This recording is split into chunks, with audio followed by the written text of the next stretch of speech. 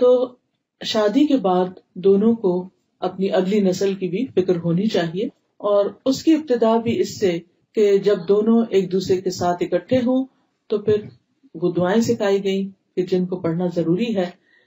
نبی صلی اللہ علیہ وسلم نے اس خاص موقع کے لیے دعا سکھائی، بسم اللہ اللہم جنبنا الشیطان وجنب الشیطان ما رزقتنا. اللہ کے نام کے ساتھ، اے اللہ ہمیں شیطان سے بچا، یعنی ہسبینڈ وائف کو، اور شیطان کو اس چیز سے دور رکھ جو تو اس ملاپ کے نتیجے میں ہمیں عطا کرے.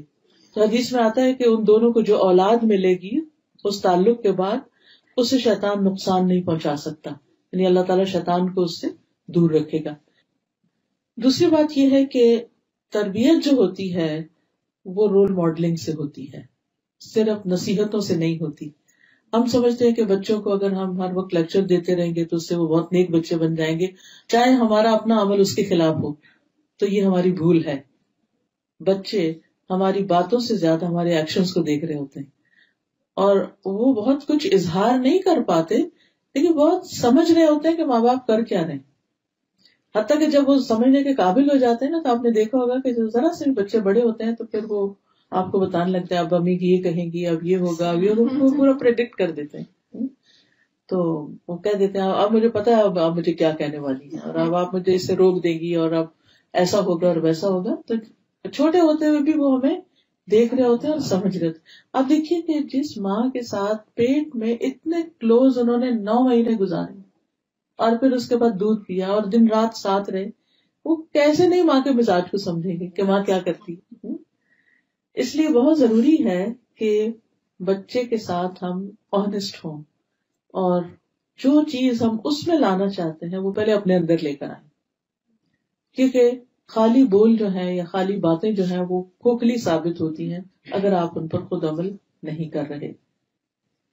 حضرت عائشہ کہتی ہیں جب سے میں نے ہوش سنبھالا میں نے یہی دیکھا کہ میرے والدین دین اسلام پر ہیں، ہما یدینان الدین، کہ وہ دیندار پیرنٹس ہیں. اب وہ اپنے ماں باپ کے حق میں ایک طرح سے گواہی دیتی ہیں. اسی طرح ہم بھی اپنے عام طور پر جب گفتگو کر رہے ہوتے ہیں تو اپنے ماں باپ کی نیکیوں کا ضرور ذکر کرتے ہیں کہ ہمارے والدین ایسے ہیں، ہماری امی یوں نماز پڑھتی تھی، ایسا کرتی تھی، ویسا کرتی تھی. ایک ایک چیز دیکھ رہے ہوتے ہیں، دوسروں کے ساتھ سلوک کیا کر رہے ہیں، سروینٹس کے ساتھ کیا کر رہے ہیں، گھر سے باہر کون رشتے دار آیا تو اس کے ساتھ پیش کیسے آئے ہیں، کس کو کیسے ویلکم کیا ہے، کس کے ساتھ تعلقات ٹھیک نہیں ہیں. اور بہت سی چیزیں تو مائیں ویسے بھی شیئر کرتی رہتی ہیں، اور کوئی نہیں تو جب اپنی فرینڈس کے ساتھ فون پہ کر رہی ہوتی ہے، بچے سب کنورسیشن سن رہے ہوتے ہیں. تو اس لیے اس میں بھی بڑا محتاط رہنے کی ضرورت ہے کہ ہم کیا بول رہے ہیں ان کے سامنے. پھر اسی طرح یہ ہے کہ اولاد کو جب بچے ہو، چھوٹے ہو خاص طور پر، تو ان کو اپنے ساتھ نیک کاموں میں شریک کریں. بہترین تربیت اس وقت ہوتی ہے جب ہم ان کے ساتھ مل کے کوئی کام کر رہے ہوتے ہیں، چاہے وہ اسکول کا کوئی پروجیکٹ ہے، چاہے وہ ان کا قرآن کا ٹائم ہے یا نماز کا ٹائم ہے، یا پھر کوکنگ ٹائم ہے، آپ کچن میں ہیں ساتھ اپنے لگا لیں. کیونکہ عموماً ہم اپنے کام میں بہت پرفیکشن چاہتے ہیں نا، تو ہم بچوں کو قریب نہیں پٹکنے دیتے، ہم کہتے تم چلے جاؤ میں خود ہی کر لوں گی. اب کیا ہوتا ہے، بچے بور ہوتے ہیں، آپ تو خود مصروف ہیں اور بچہ کے پاس کوئی کام نہیں کرنے کو، سارا دن اسکول سے پڑھ کے تک کیا ہے، اب اس کو کوئی موڈ نہیں ہے کہ اور کتابیں لے کے بیٹھے، تو اب اس نے کیا کرنا ہے، پھر وہ آپ کو فون لے لے گا، پھر آپ کو آئی پیڈ اٹھا لے گا، پھر وہ اس پہ جنگ و جدل شروع ہو جائے گی، وہ کچھ جا کے ٹی وی آن کر لے گا. تو تربیت تو نہ ہوئی. تو چھوٹے چھوٹے کام کچن کے، اور خصوصاً لڑکیوں کو بڑا شوق ہوتا ہے، تو چھوٹے چھوٹے کام ان کے لیے نکال کے رکھا کریں. اچھا آپ یہ کریں گے، آپ یہ کریں. آپ ایک اچھا شوہر اور اچھا خامن جو ہوتا ہے وہ بچوں کے لیے بھی اچھا ہوتا ہے، اور بچوں کے ساتھ شفقت اور محبت کو سلوک کرتا ہے. بعض اگر میاں لوگ تھکے ہوئے آتے ہیں، گھر میں اگر شور ہو تو ڈانٹ ڈپٹ سے کام لیتے ہیں، اس سے بچے اور زیادہ باپ سے دور ہو جاتے ہیں. وہ یہ دیکھتے ہیں کہ باپ آتا ہے تو ماں بھی کہتی چپ ہو جاؤ، سارے سہم کے بیٹھ جاتے ہیں اور گھر میں ایک عجیب سی فضا پیدا ہو جاتی. لیکن اس کے برعکس نبی صلی اللہ علیہ وسلم بچوں کے ساتھ شفقت اور محبت کا سلوک کیا کرتے تھے. ابو ہریرہ کہتے ہیں کہ رسول اللہ صلی اللہ علیہ وسلم نے حسن بن علی کو بوسہ دیا. آپ کے پاس اقرا بیٹھے ہوئے تھے، کہنے لگے کہ میرے 10 بیٹے، میں نے کسی کو بوسہ نہیں دیا. تو آپ نے ان کی طرف دیکھا اور فرمایا جو رحم نہیں کرتا اللہ اس پر رحم بھی نہیں کرتا. یعنی آپ بچوں کو اٹھاتے، پیار کرتے، ساتھ لگاتے، چومتے. ام سلمہ کی بیٹی تھی زینب، تو آپ ان کو زینب زینب کہا کرتے تھے، یعنی تصغیر کے ساتھ پیار سے بلاتے. پھر بچوں کی عزت بھی کیا کرتے تھے، ان کو رسپیکٹ دیتے، ام المومنین حضرت عائشہ کہتی ہے کہ میں نے عادات، چال چلن اور بات چیت میں سب سے زیادہ مشابہ حضرت فاطمہ کو پایا نبی صلی اللہ علیہ وسلم کی. بہت زیادہ آپ سے ریزمبل کرتی تھی، چلنے میں، بیٹھنے میں، لین دین میں، ہاتھ کے اشاروں میں.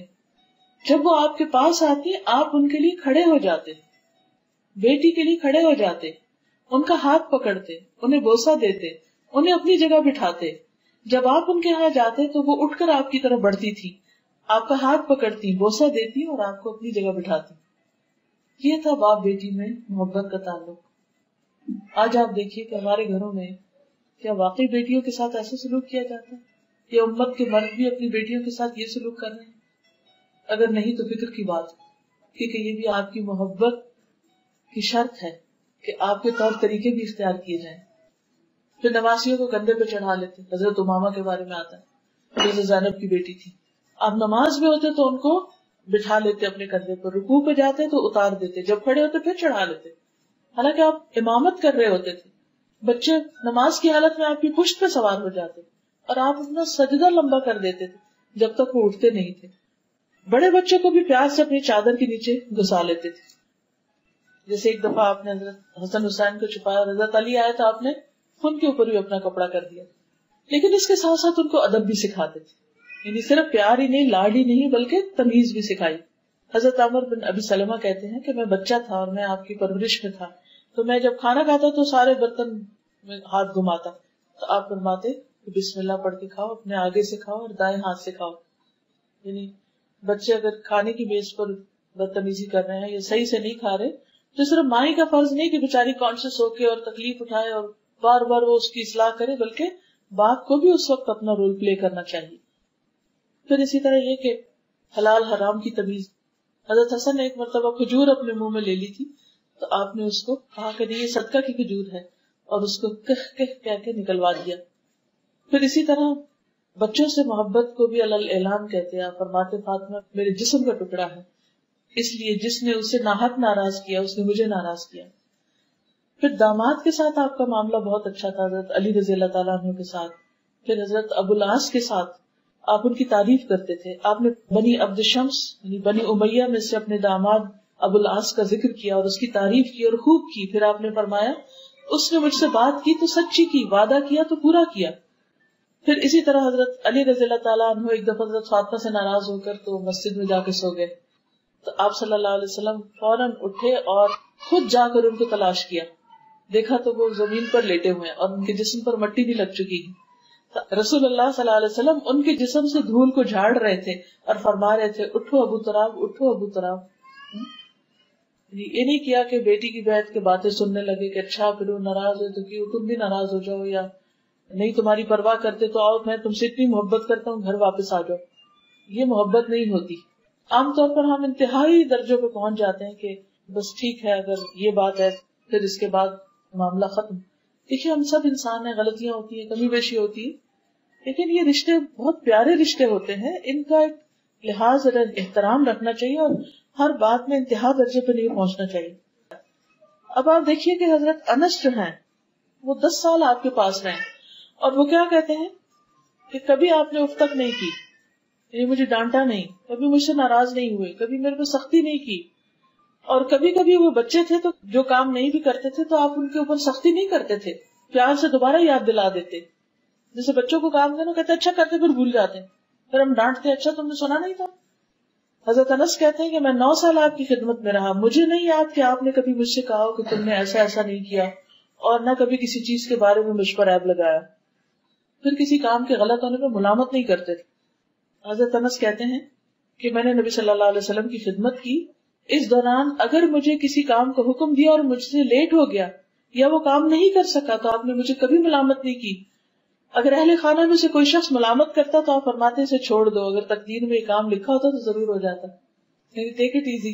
اگر نہیں کر سکا تو اللہ کا حکم نہیں تھا، یعنی اس سے معاملے کو ٹال دیتے تھے، آسانی کر دیتے تھے، اس کے لیے بے وجہ روک ٹوک نہیں کرتے تھے. ایک یہ چیز بچوں کی کریٹیوٹی کو مار دیتی ہے. ہم اپنے گھروں کو اتنا بت خانہ بنا کے رکھ دیتے ہیں کہ ہر طرح کے اس میں ڈیکوریشن پیس سجا دیتے ہیں، پھر بچہ ہاتھ لگانے اس کو پکڑ پکڑ کے روکتے، پھر بچے کو روکتے، پھر بچے کو روکتے. اس بچے کی جو آگے بڑھنے کی صلاحیت ہے وہ ختم ہو جاتی. تو اپنے گھروں کو چائلڈ فرینڈلی بنائیں، ان چیزوں کو ہٹا دیں اور بچے کو آزادی دیں، یا پھر ان کو تمیز سکھائیں اور وہ ہاتھ نہ لگائیں. آپ نے دیکھا کہ کچھ گھروں میں سب کچھ رکھا ہوتا ہے اور بچے ٹرین ہو جاتے ہیں کہ نہیں اس چیز کو نہیں کھیلنا، کسی اور چیز سے کھیلنا ہے. تو دونوں طریقوں میں ان کی ٹریننگ ضروری ہے، بجائے اس کے کہ یا تو آپ گھر کو بالکل ایک کھنڈر ویرانہ بنا دیں اور یا پھر یہ کہ ان کو ہر وقت ڈانٹ ڈپٹ سے کام لیں. دونوں ہی طریقے ٹھیک نہیں.